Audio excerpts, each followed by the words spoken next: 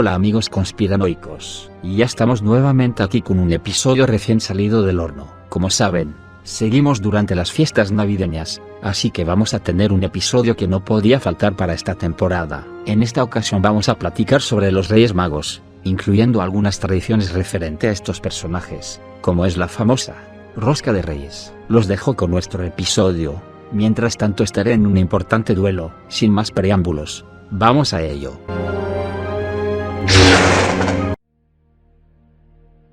El 5 de enero es una noche en la que los corazones infantiles palpitan aceleradamente, y cuando cierran los ojos sueñan con la ilusión de que los Reyes Magos de Oriente les traigan regalos.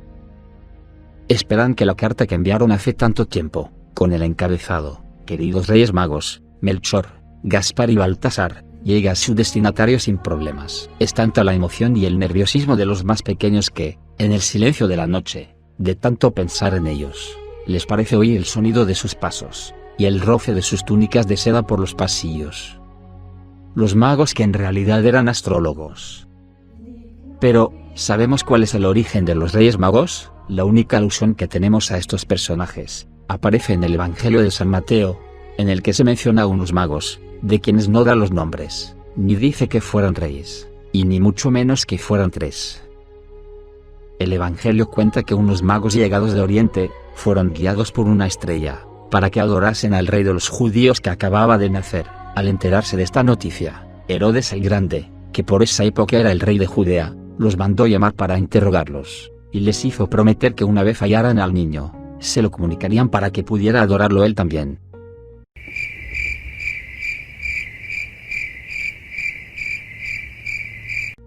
Tras abandonar el palacio y ser guiados por la estrella, los magos encontraron al niño en un establo en Belén, junto a María, su madre, y José. Tras postrarse ante él y ofrecerle oro, el metal de los reyes, incienso, la ofrenda de los dioses, y mirra, como anuncio de sus futuros padecimientos, fueron advertidos por un ángel de que no volvieran al palacio de Herodes, ya que éste solo quería acabar con la vida del niño.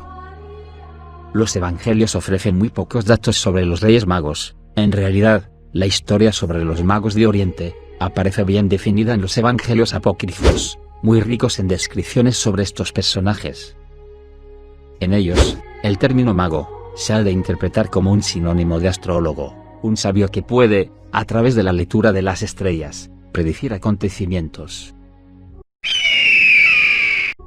Quinto VII Tertuliano, padre de la Iglesia en el siglo III, creyó ver una mención a los tres Reyes Magos en el Salmo 72 del Antiguo Testamento, que dice lo siguiente: que los reyes de Saba y Arabia le traigan presentes, que le rindan homenaje a todos los reyes.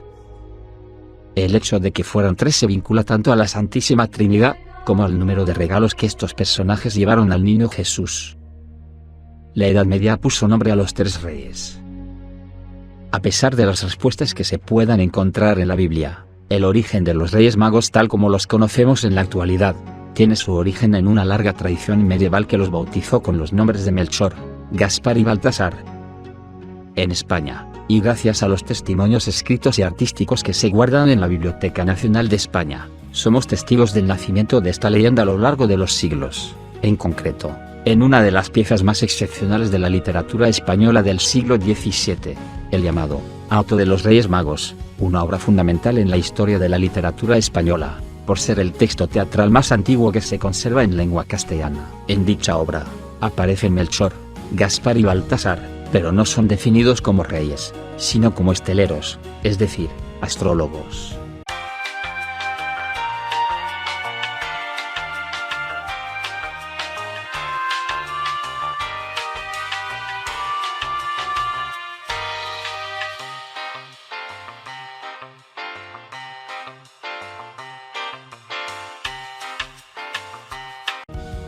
Los nombres de Melchor, Gaspar y Baltasar aparecieron por primera vez en el famoso mosaico del siglo VI, en la Basílica de San Apolinar el Nuevo, en la ciudad italiana de Ravenna.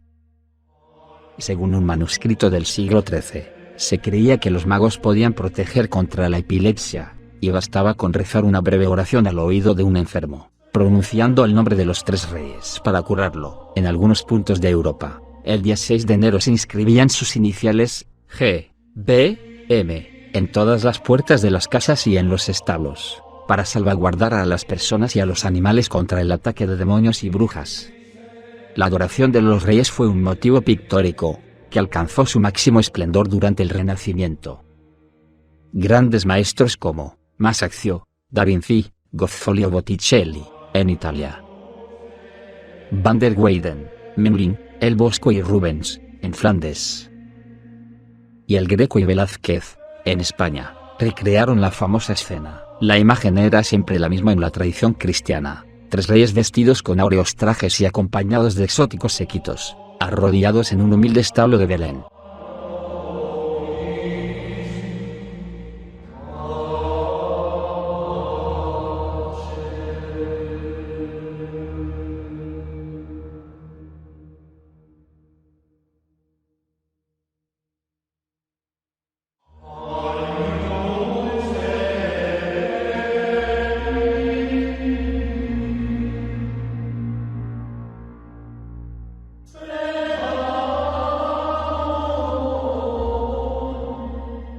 Una festividad llena de tradiciones.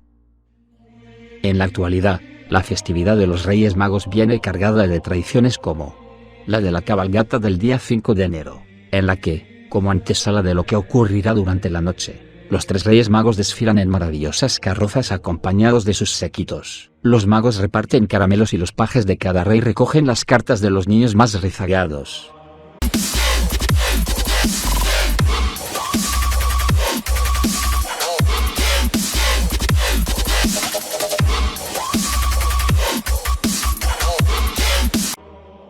Otra costumbre de la Noche de Reyes es dejar los zapatos de cada miembro de la familia en el balcón, para que sus majestades depositen dulces en su interior. Esto tiene su origen en una curiosa leyenda.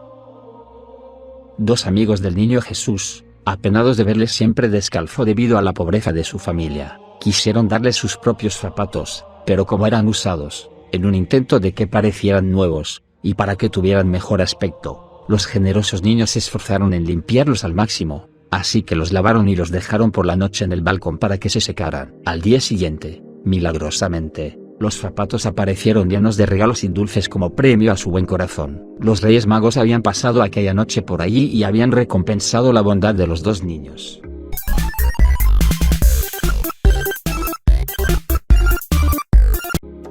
Tampoco se debe olvidar dejar agua y pan para los camellos, y una copita de licor o un vaso de leche y turrones para que los cansados reyes recuperen fuerzas. Pero no todos los niños recibirán un regalo por su buen comportamiento. Está establecido que los reyes dejarán un trozo de carbón a todos los niños que se hayan portado mal durante el año. En la actualidad se deja al niño travieso un trozo de azúcar que imita el carbón. La rosca de Reyes. Para acabar el día más maravilloso del año, no puede faltar el dulce por excelencia, el roscón o tortel de Reyes, conocido como rosca de Reyes en México. Consiste en un bollo en forma de rosca, adornado con fruta escarchada, y aunque el original se prepara con mazapán, en la actualidad puede rellenarse de crema, nata e incluso de chocolate. Sobre el roscón, se dispone una corona de Rey Mago, que coronará al afortunado que encuentre la figurita escondida en su interior. Por contra, a quien descubra el haba, no le quedará más remedio que pagar el precio del dulce.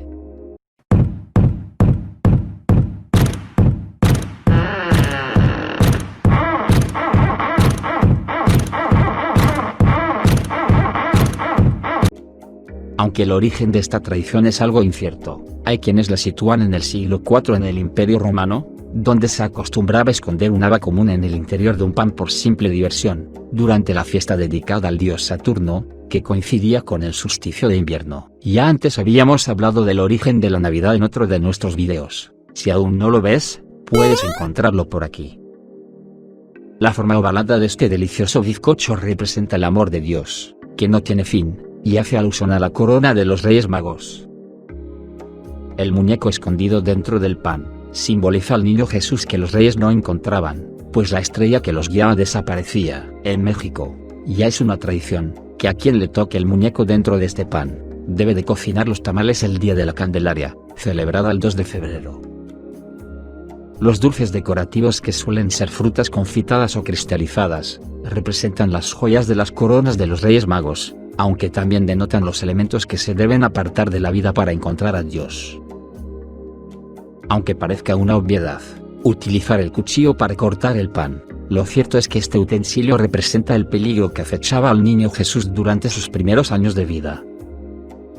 Estas son las maneras en las que le llaman a la rosca de Reyes en distintas partes del mundo. 1. Francia: galette des rois. 2. Portugal: bolo rei. 3. España: roscón de Reyes. 4. México: rosca de Reyes. Cuéntanos cómo le llaman en el lugar donde vives, nos encantaría saber. A pesar de vivir en la era de la tecnología, hay tradiciones que perduran con el tiempo, de modo que no queda otro remedio que acostarse pronto, dejar los zapatos bien limpios, comida para los camellos, y un detalle para sus majestades de Oriente.